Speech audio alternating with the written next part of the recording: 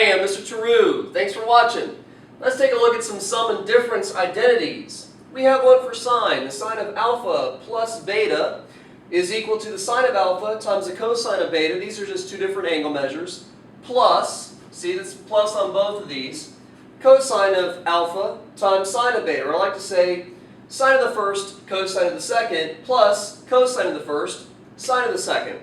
And if it's minus, just put a minus sign in between the other side of the identity. The cosine of alpha plus beta is equal to the cosine of the first times the cosine of the last, or second one. And now see here, I've got the signs flipped, so it's minus. So if it's addition here inside the parentheses, then it's minus sine of the first times the sine of the second, or sine of alpha times sine of beta. And the tangent of alpha plus beta equals the tangent of alpha plus tangent of beta over 1 minus tangent of alpha times tangent of beta. So write these down if you don't already. I'm going to do 4 examples. Most of them are going to be involving unit circle problems, and the next video, which I'll post up tomorrow, is going to involve, or in a couple of days, is going to involve proofs using these identities. Alright? So let's get started. So let me get this erased. I'm also going to do a little repair work here. It appears that one of my lights are out. So let's just fix that, or broken.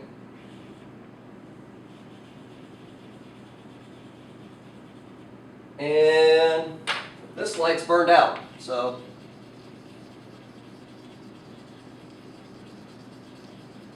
okay, here we go. So we have the cosine of 5 pi over 12 times the cosine of pi over 12 plus the sine of same two angles, 5 pi over 12, and the sine of pi over 12. Now, the directions for this are evaluate in exact form. Don't give me any decimals. Don't just put this in your calculator and give me, I don't care if it goes out to 10 places. That is not an exact value. I want an answer with no decimals. I want answers, therefore off the unit circle. Well, these angles are not on the unit circle. So with the sum and difference identities, pretty much if they give you a question in the textbook and it involves the sum or difference identity, they're giving you the side that doesn't work, or it is not going to be very helpful. So you need to recognize that this is the cosine of two angles being multiplied together plus the sine of those same two angles being multiplied together, and you need to recognize that this is a sum or difference identity of cosine. This is equal to the cosine of 5 pi over 12 minus pi over 12. Well, 5 pi over 12 minus 1 pi over 12 is 4 pi over 12. 4 over 12 reduces to 1/3, so that's going to be the cosine of pi over 3. And the cosine of pi over 3, if you remember unit circle, pi over 3 is like 60 degrees, so the cosine of 60 degrees, the cosine of pi over 3 is equal to 1/2. So, I don't know how you feel about all those proving of trig identities that you just got done doing, if those were good or bad, but quite a few questions from this next section are just going to be involving unit circle, and if you're comfortable with the work you just got done doing in your previous chapter, because if you're doing trig proofs, then you should have already finished a major chapter of just basic trig functions and evaluations, and we're kind of going back to that a little bit with the sum and difference identities. Alright, so that ends up just being 1/2. So let's take a look at another problem. How about the sine of 195 degrees? Now, 195 degrees is not on the unit circle. If this angle had been given in radian form, I probably would have went ahead and just converted it into degrees, because it's just easier to look at the unit circle and find a couple of angles that either add or subtract to equal 195. And if this was in radian form, then I'd have to be working with common denominators between pi over 6, pi over 3, pi over 4, pi over 2, and that can just complicate things just a little bit. So if this were the sine of 195 degrees, or except I've been given the radian version, I would have taken the extra step to multiply that radian angle by 180 over pi to convert it into degrees anyway. You don't have to, that's just my preference. So if I want to find the sine of 195 degrees, I need to find, well, because it's not on the unit circle and I'm not accepting decimal answers for this, then I need to find a couple of angles on the unit circle that add or subtract to give me 195. And you can do either addition or subtraction. It does not make any difference. Well, let's see. How about 150 degrees? That's on the unit circle. And then what other angle on the unit circle with 150 adds up to 195 degrees? That would be 45 degrees. Does this have to be the two angles that you use? Absolutely not. I just said that. Now, what is this going to equal? Well, this is not the sine, or this is not sine times 150 times 45. We are not going to distribute this through the parentheses. If we did, then I wouldn't need that identity that I just put up here on the board for you. So we're going to recognize that if the sine of two angles being added together, these two angles are on the unit circle, and we have an identity to help us evaluate that without the needed or without requiring decimals. So the sine of 150 plus 45 is the sine of the first. If I write it correctly, sine of the first times cosine of the second plus cosine of the first times sine of the second. Okay, let me make sure I got that right. Alpha, beta, just making sure, okay. So the sine of 150, you're going to have to know your unit circle here. You don't want to make little right triangle drawings for every single one of these. The sine of 150 degrees is 1/2. The cosine of 45 degrees, or pi over 4, is square root of 2 over 2, plus the cosine of 150 is negative square root of 3 over 2. And the sine of 45 degrees again is square root of 2 over 2. Yeah. Okay, so we have square root of 2 plus, but it's negative times positive, so actually minus square root of 6 over our common denominator that we have here of 2. So there you go. Bam! That's it. And by the way, square root of 2 minus square root of 6 is not the negative square root of 4. These do not go together, and that's it. No decimals, exact form. Let's take a look at one more. Well, actually, we're going to do two more examples, but... Oop, just broke a light bulb. Ah, see? It happens. Oh well. So, we want to find the tangent of 70 plus the tangent of 50 degrees over 1 minus the tangent of 70, tangent of 50. And again, no decimals, exact value. Don't put that in your calculator. How are we going to find the exact value of this expression? Well, again, with sum and difference identities, if they give you one side that probably doesn't work, go to the other side.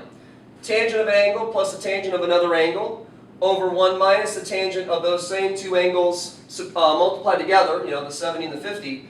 That is the sum or difference identity for tangent. And if you have a plus sign on the top, you're adding those angles. So this is the tangent of 70 plus 50, and 70 plus 50 is 120 degrees. Now don't forget, tangent is y over x on the unit circle. So at 120 degrees, the y value that's just 30 past 90 degrees, or what's really important is it's 60 degrees off the x-axis, the reference angle, or ooh, my armpit stinks, is going to be square root of 3 over 2 over, and you're in quadrant 2, so your x's are negative, negative 1/2. So that comes out to be negative square root of 3, all right? Because those common denominators are going to cancel out. One more example that takes a little bit more work. Now this example is really going to hopefully bring back some memories from the first or your previous chapter in your textbook. And so here we go.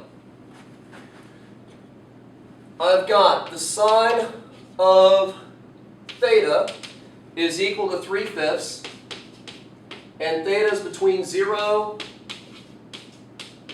and pi over 2.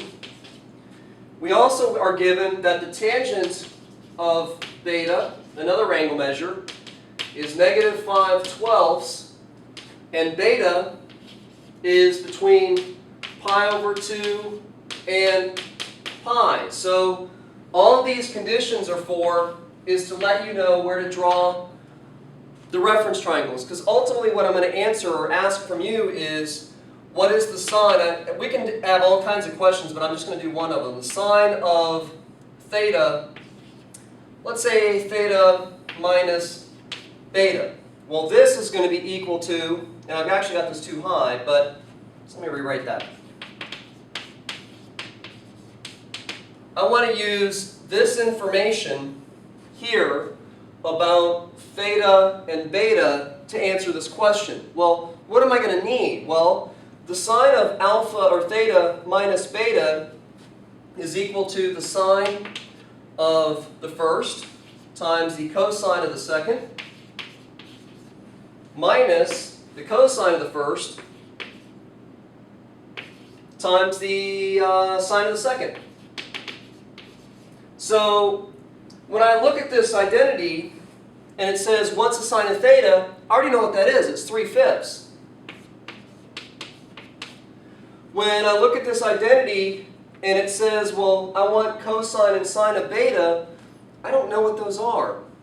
I also don't know what the cosine of theta is. So this is just a previous chapter question where I gave you the value of one trig function and you had to convert it into another trig function. I don't want the sine of theta. Well, I do, but I also want the cosine.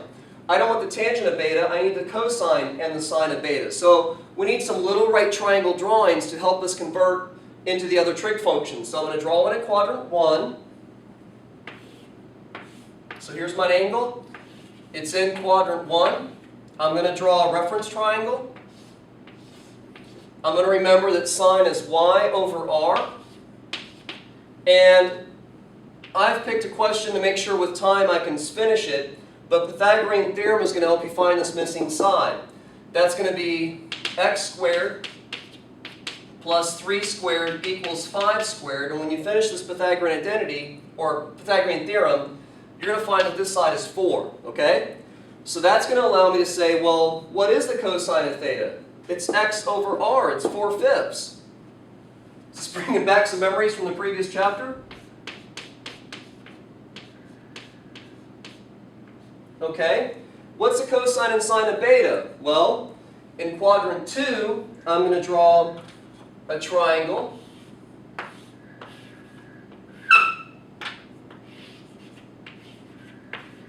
Draw a reference triangle. Y over x, so 5 and -12. I had to put the negative on the x because we're going to the quadrant 2 and x's are negative there. In Pythagorean theorem again, if you set this up, 5 squared plus -12 squared is going to end up giving you a hypotenuse of 13. So now that I have my reference triangle set up, what is the cosine of beta? Well, it's -12/13. What is the sine of beta? It's y over r. It's 5/13. So once you finish this up, which I'm afraid I'm running out of time, you're going to have your answer. Let me just try and finish this a little bit. That's going to be -36. That's going to be -20 over my common denominator of 5 times 13, which is 45? No, 65.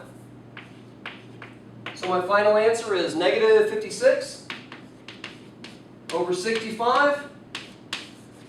And that's how you use your sum and difference angles to evaluate some trig values or trig functions. I'm Mr. True. Bam! Go do your homework. Thank you for watching.